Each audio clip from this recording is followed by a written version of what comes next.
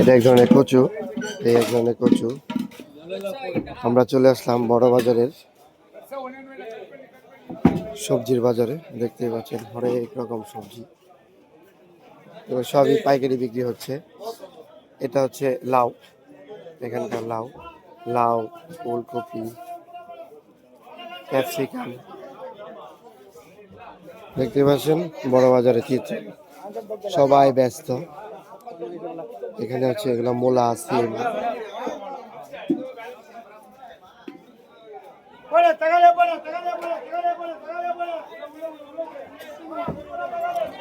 বিশাল বিশাল আম। কাঁচা আম কত করে? 70। কয় কিলো?